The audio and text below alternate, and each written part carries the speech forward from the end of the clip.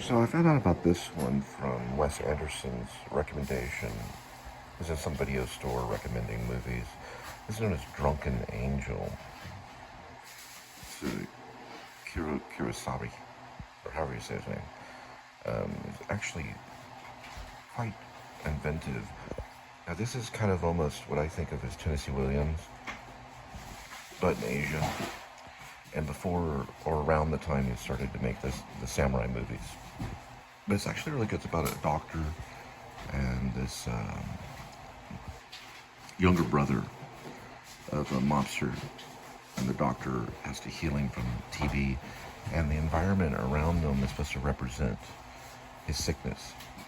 He did a very good job with this. It's a little art. It's not too artsy. There's not too many surreal scenes in it. It kind of reminds me of something Tennessee Williams would have wrote.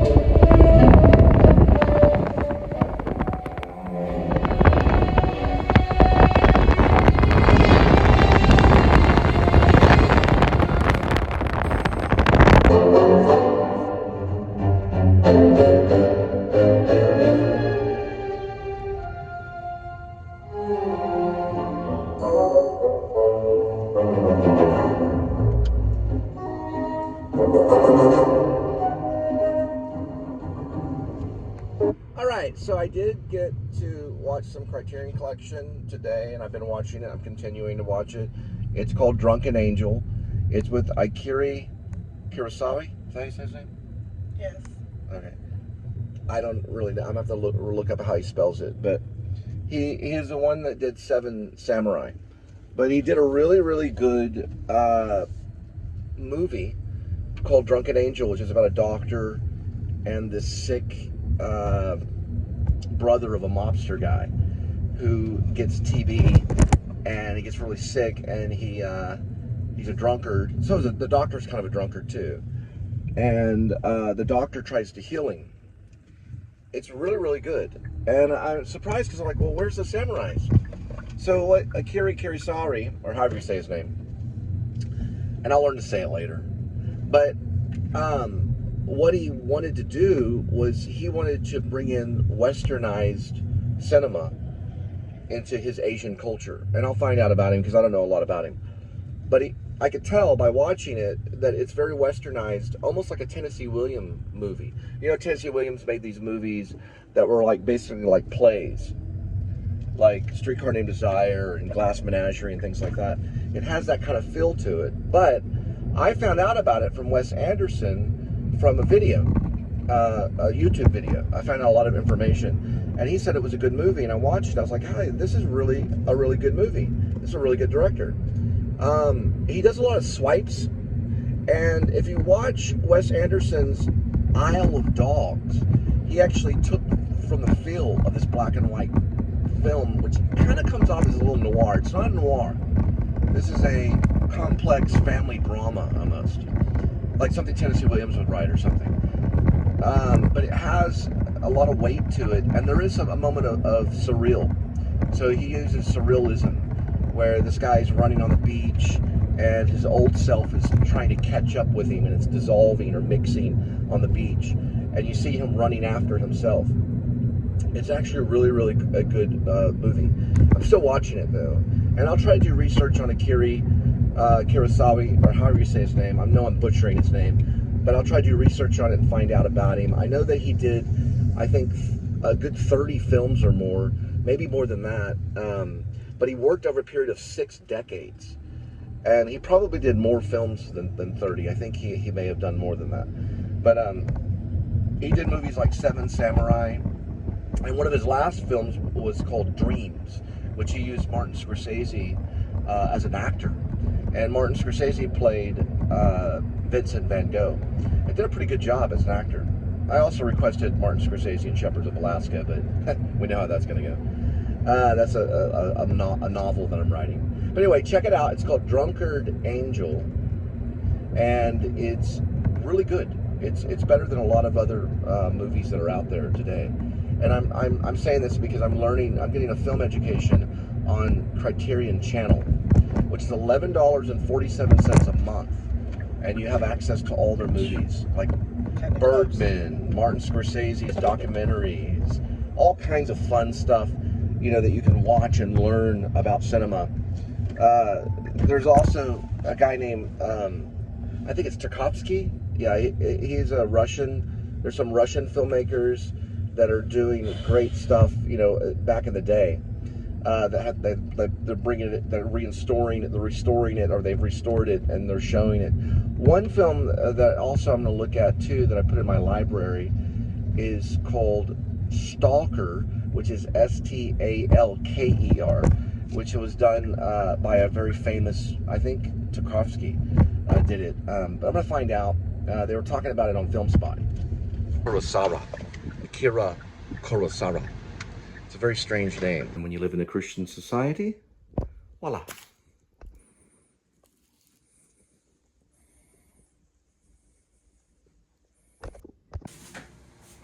So Akira Kurosawa likes to use theater. You can see theater makeup here, and many of his actors wore theater makeup. You can see where this represents him being sick. And I'm going to also show you how Bergman either influenced him or the other way around, or it was just coincidence. But the shot will change right here to a long hallway. Here, also Scorsese too probably took from some of this. The long hallway represents the loneliness and despair. You can see the ladders for work that's been neglected. The whole entire set. This was all shot on a set. It was all done specifically, and it was to show his sorrow and how he is kind of the drunken angel in a way, and so is the doctor. The drunken angel is what's called the MacGuffin. All films usually have a MacGuffin. We don't really pay attention to the drunken angel, but it's there somewhere. It's a very, very, very good film. Now there's also a lot of shots of a swamp, which represents his lungs, because he's dying of this TB. Tuberculosis was really common back then in the 50s and stuff. So were other diseases like polio and other diseases that we already have conquered today. But you can see his loneliness here at the end of the hallway, and how the shadows and everything. It looks very noir, but it actually isn't. This is a domesticated drama. That's what I pretty much call it. It's like a family drama about a drunken angel. Now, Akira Kurosawa uses play with the paint. The two men are fighting with a knife. Now, this is also seen in Sam Shepard's play, 1400,000. And you can see the play happening right here. So he used play as well as reality. But it was only a reflection. It was not reality. It's never reality. It's only a reflection. Art is not a reflection of reality. It's the reality of a reflection of the artist. So we can see here after the man is stabbed, he almost looks like an angel with the white paint. And that may be why Akira Kurosawa decided to use the white paint to make him look like an angel. And then also the movement is important in cinema. It's mostly all dexterity and movement, just like dance. You can see it moving here, which kind of looks like the feathers of an angel. That's very much like an angel, a drunken angel. So here you can see the swamp, and this is the doctor, and I guess maybe she's a relative or a friend, but this is a swamp here. And he said before, a few moments before, don't look at it, it'll draw you in. And this was the representation of the sickness that would have killed the man, but it turned out the knife killed him. Because his brother fought just like Cain and Abel. He went to his mobster brother and they fought it out with a knife. But this is a very good film. You should see it. Drunken Angel. Akira Kurosawa. The film was done about 3 years after Nagasaki and Hiroshima. He's a Japanese filmmaker, so he was also probably responding to the bombings by America and killing millions of Japanese. And he did westernize. This was a westernized kind of way of telling a story. It was not a kung fu fighting film. It was more of a westernized story. Very good. Also, you can see the last shot, which is great. Almost looks like a postcard or something of Japan in turmoil during the time of the bombings.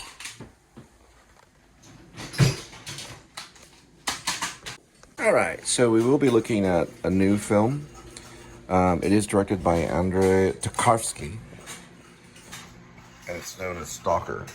And this is my Criterion collection. I'm going to listen to this later, Down by Law, Jim Jarmusch, but we're going to be looking at this one.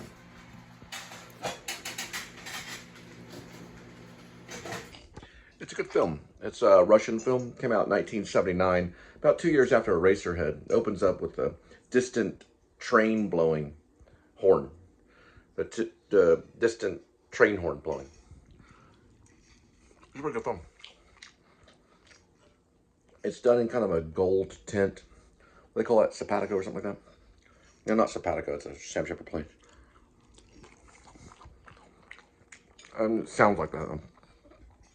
It's like a gold tint name for it. I like it. It's pretty good. It's called Stalker. Stalker. Andrei Tarkovsky.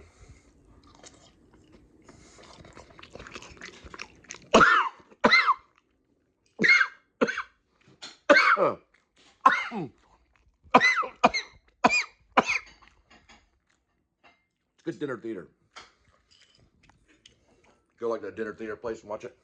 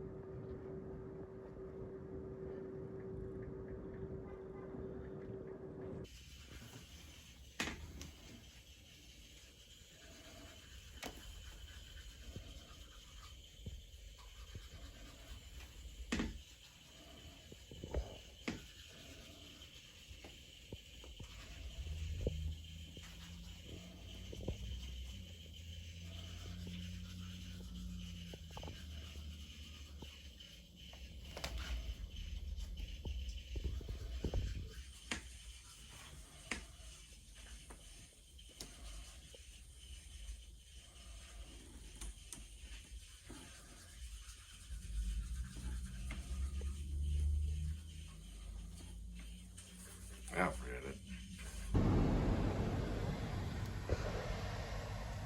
Some government official burning hell.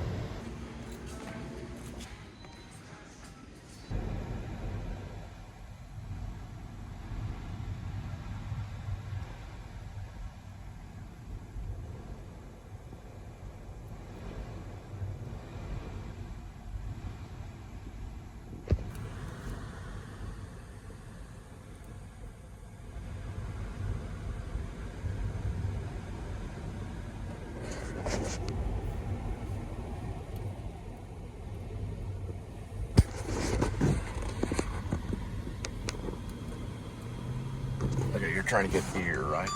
Got one. That's why I wanted to get it first. All right.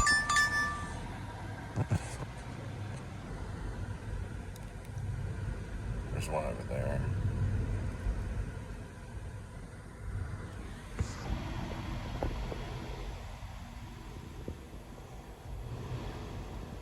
Okay, go ahead and plug in.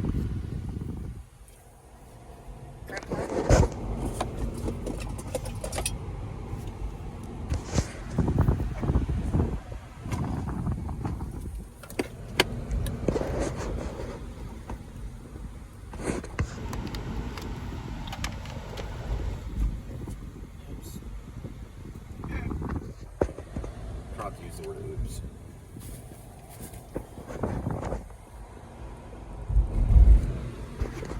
Instead, say hooray.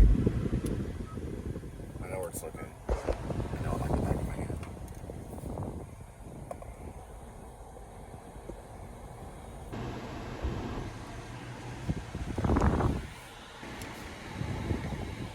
Vlogger. He's a daily travel vlogger. Or he used to be. He's a travel vlogger. He used to be a daily vlogger at times. And then Robert De Niro, because I think Robert De Niro is one of our finest actors. Even though I'm writing an essay about Marlon Brando and Robert De Niro. Big Marlon Brando fan. We don't know if it's government. We don't know if it's mob. We don't really know, but it's a secret, like, society that he works for. We'll just say right now the mob. Customer requested you hand them the order. They added the following instructions. Hand it to me. I will come down.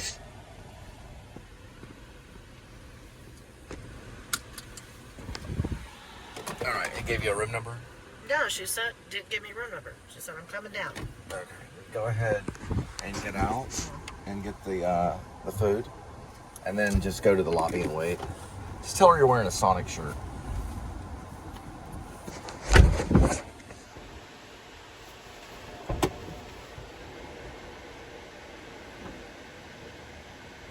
I like how Akira Kurosawa uses the, Akira Kurosawa. Okay, I think it's how you say his name. Akira Kurosawa. In Drunken Angel, he uses 3 images in a mirror, or 3 different. They're basically, it's when the Drunken Angel gets a hold of the knife, if you want to call the guy the Drunken Angel, but he's standing in a mirror that's 3-sided mirror. You can see all 3 images for a moment. He's a brilliant filmmaker, and that was probably done on a studio lot with quite a bit of money, probably. I mean, for a Japanese filmmaker, I mean, it was probably a lot of money. Not a whole lot, but for him at the time, he probably felt like he could do anything at that point.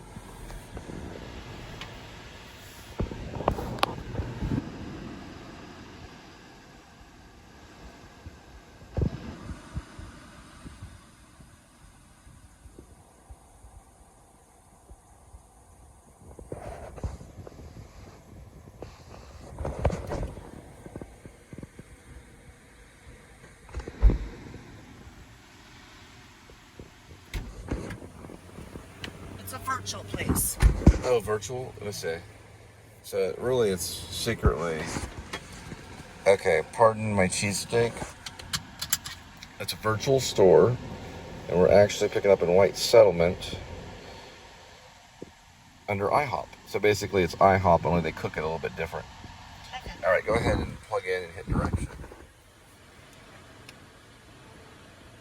All right. Here I am. They should give us a time. There we go.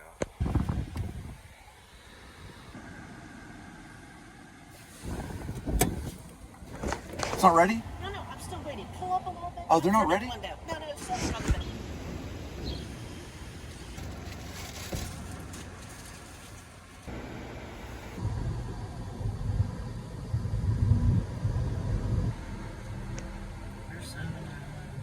Okay, so it's going to be on the bottom Customer floor. requested you hand them the order. They added the following instructions. Hand it to me.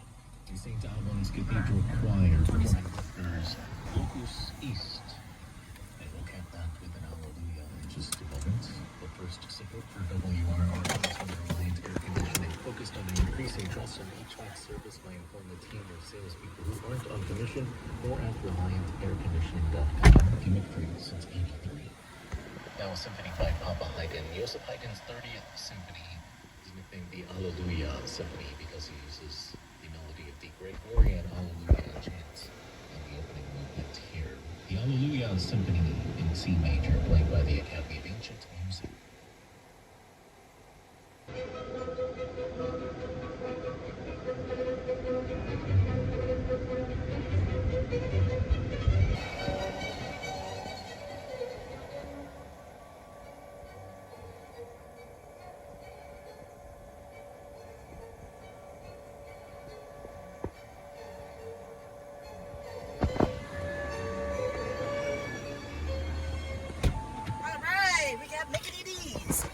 Right next door.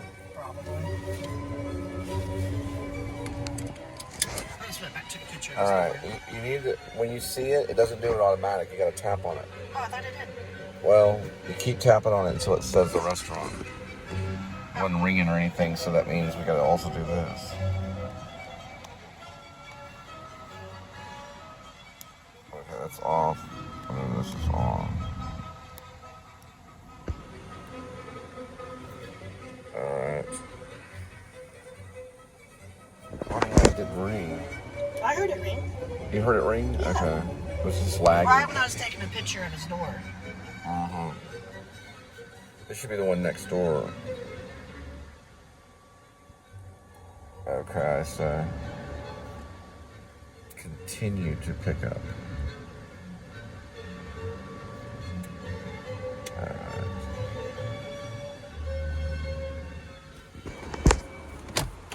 Here, go ahead and plug that in.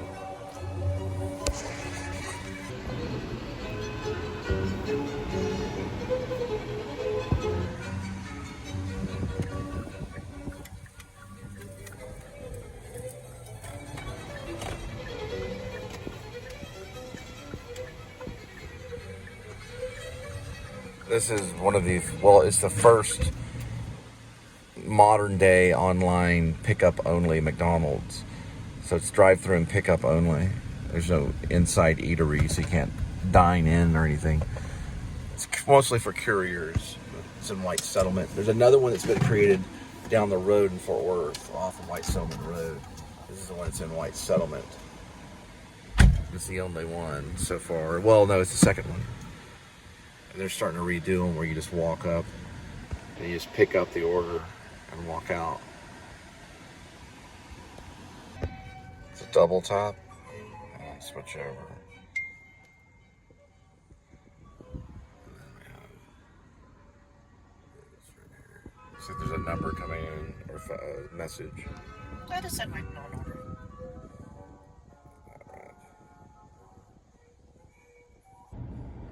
And this was one of our introductions for the Please Subscribe show in the early days. When we were in the White Settlement time.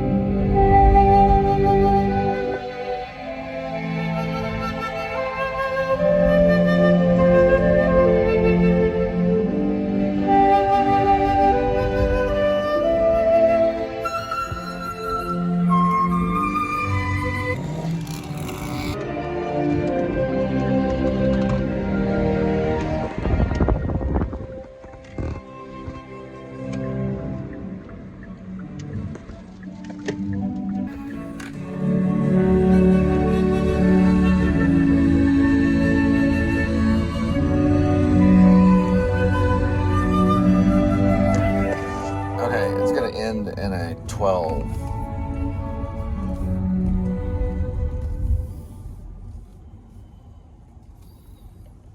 It's this one.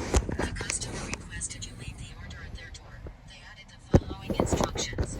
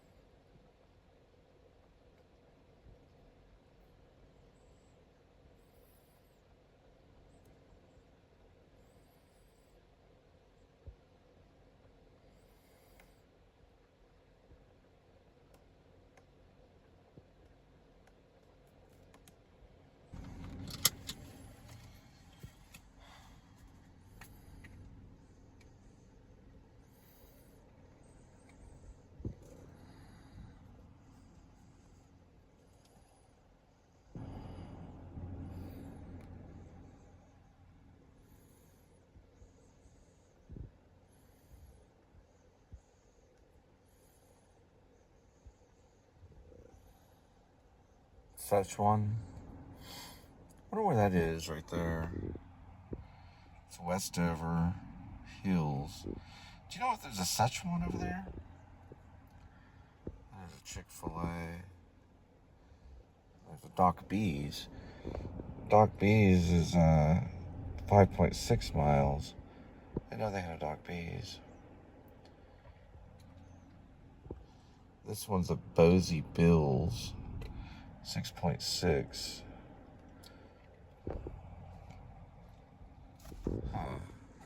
Sweetie. I'm just looking at different options. I guess we'll just go to the closest one. Sweetie. Yeah, just get. Pardon. What? Oh, okay. Well, so what? It's his problem. Just give me a second. .com. Thousands of dollars to WRR.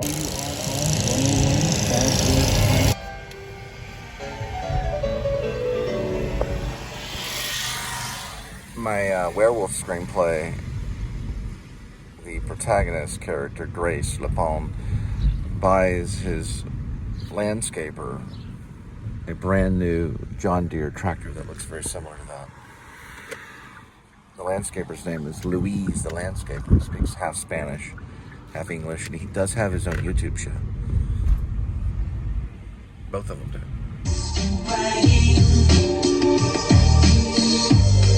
It's been so busy. Going overboard, so you don't need to ditch the car and start rollerblading to work. I look ridiculous.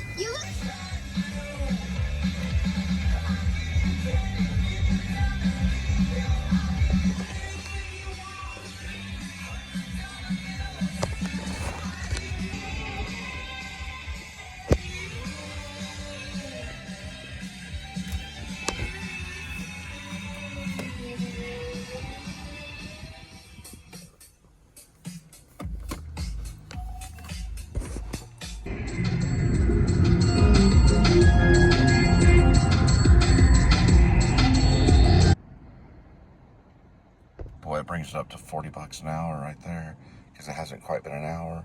We already had 17, so almost 40 an hour. For starting off, that's really good. Mm-hmm. Should we keep doing like this? We'll be able to afford those $50 hip pocket tickets for 2 people to go see a show. Well, they're $25 apiece. Yeah, this is the first time I ever got a $22 payout on a Chili's order. They must have ordered $200 worth of food. We'll also hear from families in England, Israel, Mexico, and India. I find it very difficult to figure out how to bring anyone into this world due to the 12 miles. Okay. This is like a new area right here coming out of White Settlement. They just now built this road right here. This is some kind of factory. In some of our older vlogs, we've shown some of this where they were working on it. This is a brand new road headed to Silver Creek. We're headed right past Hip Pocket.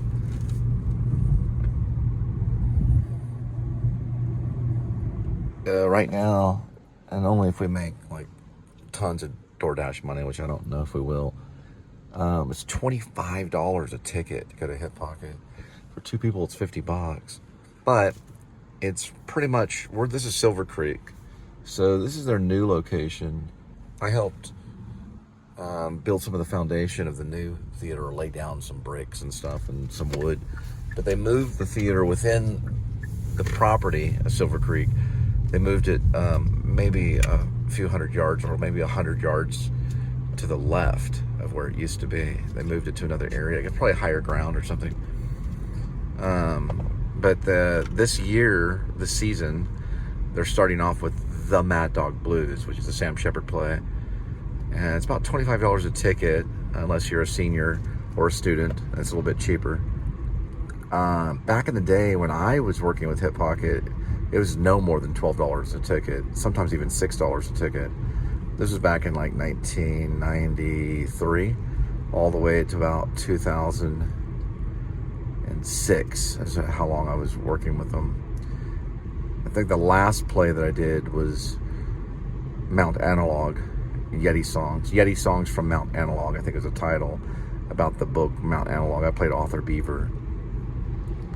We had a dress in real, like, I guess you could say cold clothing.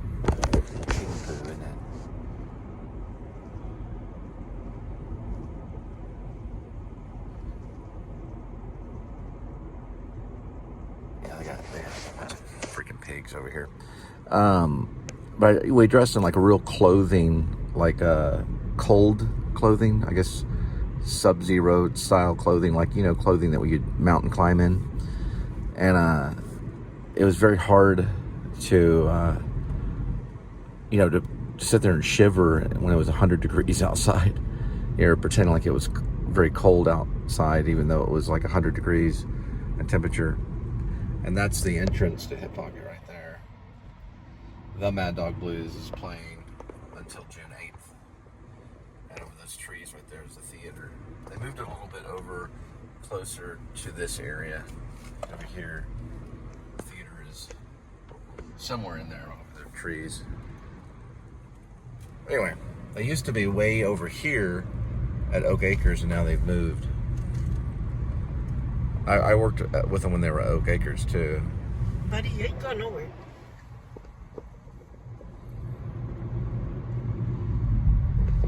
So this is another river. The river prior to this is actually Silver Creek. So Silver Creek is not a very big river at all. It's a very small creek coming out of Lake Worth. We just passed over it. It's kind of, you gotta be kind of careful on these roads. These are like lake roads along the lake. Lunatic, you know, pressuring you to go way over the speed limit when you want to keep the speed limit around here. Now it's about to be 40.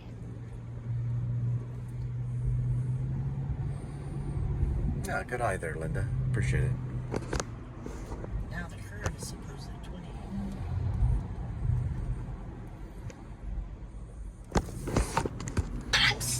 I'm so lonely. Little Women, to me, is Greta Gerwig's best, and I also don't think she's missed yet. So, incredibly strong film, and it really is, among all the things you were talking about, when you touch on as a work of adaptation, it's so deft and so clever how it balances that tricky thing of not being slavish to the material, but not, you know, going off in a completely contrary direction to what the original novel was interested in. So yeah, on top of all of it's just standing on its own merits as a great movie, it manages that as well. Okay, we're down to our top 5, and as I look at my titles here, I'm realizing top 5. It made the greatness of Wes Anderson's third feature just undeniable. So number 4, The Royal Tenenbaums. Build off that, they get even more ambitious with those second films. My top 5 films of the last 25 years, Josh, I'm going to give a negative review to. Oh boy. Now, But, you know, I said what I said. You did. You put it in writing. It's there forever. That is my number 5. We'll come back to that in a moment. At number 4, I too have the Royal Tenenbaums. At number 3, that Leave out my Sam door, Van please Holden sit exercise of to the side of the screen door. only putting one film. Alright, it's like 1, 2, 3, 4, the 5th house over to the right. Damn it, Inside Llewyn Davis is my favorite Coen Brothers film. It's the one I most cannot live without. That's why No Country got bumped out of the top 5. Inside Llewyn Davis is 3. Number 2, Richard Linklater, Before Sunset. And number 1 is the movie I voted for. The movie I predicted. Turns out I was wrong. That one right there. It's inaccurate. The movie I... No, that's 45 or 6. It's got to be this one. Yeah, 52. Gotcha. The customer requested you leave the order at their door. Additional instructions are provided in the Dasher app. They got a nice tree right there. Yeah, it's on the. It's right before the door. The address is before the entrance. Yeah, that's something about a screen door.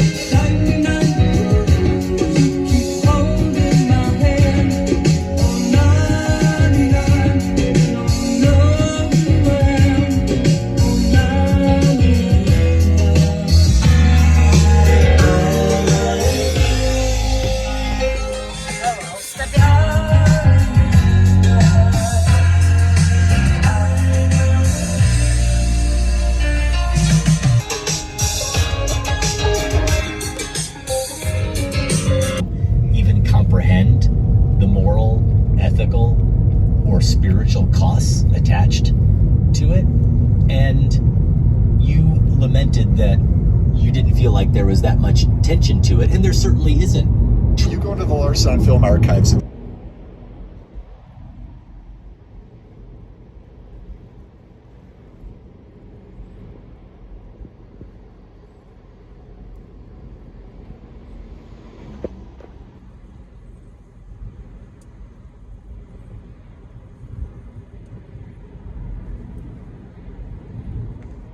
Alright, this is Silver Creek, and I was pondering about possibly maybe using this little area in Grace, aka Werevlog, the Texas werewolf screenplay that I'm sending around to people right now. Look at this asshole. That's a double lane too. And that's just Silver Creek right here. There's a moment in the sequel of the Texas werewolf screenplay where I believe he has to kill a whole community of werewolves in the sequel. And so the whole town becomes werewolves. And he runs this liquid silver through the actual creek, hence Silver Creek. And then he pushes the werewolves into the creek, into the lava like silver. Because one of the John Blacksmith, basically invents it's a flamethrower that shoots out hot liquid silver nitrate, basically, to kill werewolves in the original one. The sequel, he invents this stuff where he could put it in the water. It turns the water into this like lava silver. Then he can push the werewolves in there and kill them, the whole community. Yeah, him and Gerald Oldman III. You have to read the screenplay to understand it. But I have sent it to several actresses because I'm looking for a vlog Pyra. There's a character in it that gets killed in the beginning with her spouse, the Grim vlogger. They both get killed by the werewolf in Marfa, Texas. But we're coming up here in Hip Pocket pretty soon, where they're doing the Mad Dog Blues, which is kind of a take on like Mae West and Dietrich, the movie star. And what's the other person? Jesse James, some kind of pirate character. They're all like time warping, and it's real tripped out, you know. So when Sam Shepard was doing a lot of LSD in New York, and he wrote it as kind of a adventure play, and they're doing it. It's real tripped out and stuff. Mae West, Dietrich, the actress, and I believe Jesse James is in it.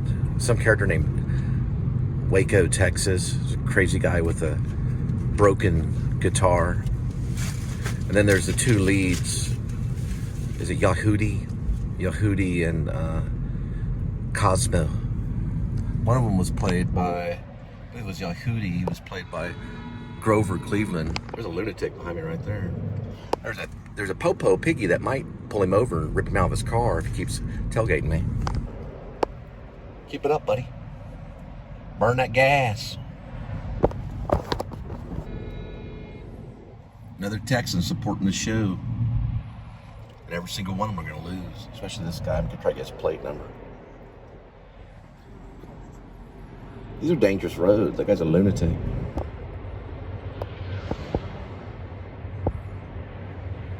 Keep it up, buddy. Let's see if I get the first part of it. I could probably get that in the editing room right there.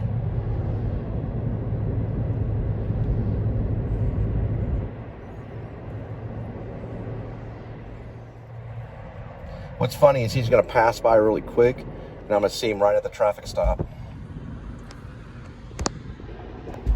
VBC 2803. Ford F-150. That's what I told you. Just as I said. Little sports car. Asshole too.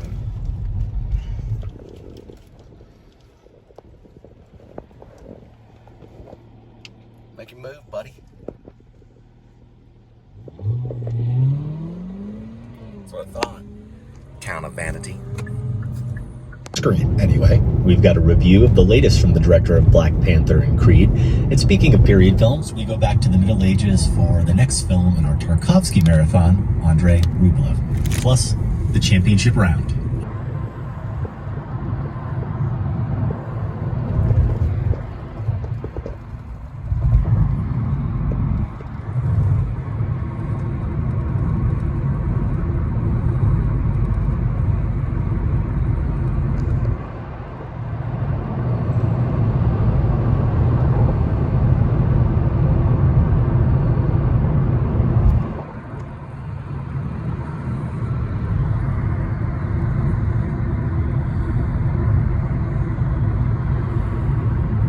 Zone now. 2 to 8 minutes. We'll go near Velvet Taco. I know where that is.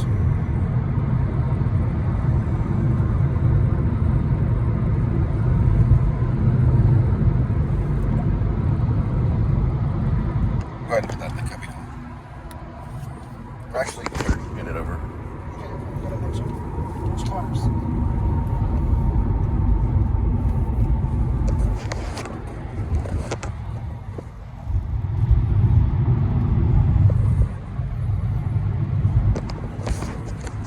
That he's turned, they consume not just you, but your entire being, your identity, your memories, your thoughts, your feelings. So on a literal level, it's as if all that knowledge imbues him with more and more power, which enables him to go on surviving and to go on consuming. But metaphorically, and aren't vampires always a metaphor for something?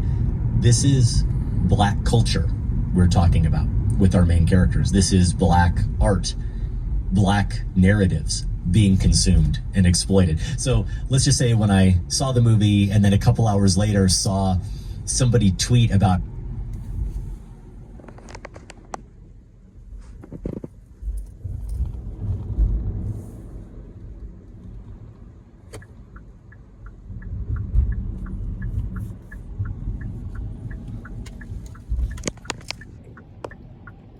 here, which I absolutely agree with, that they're in it. I think if my enthusiasm is a little tempered, where I might be more on the end of amazing.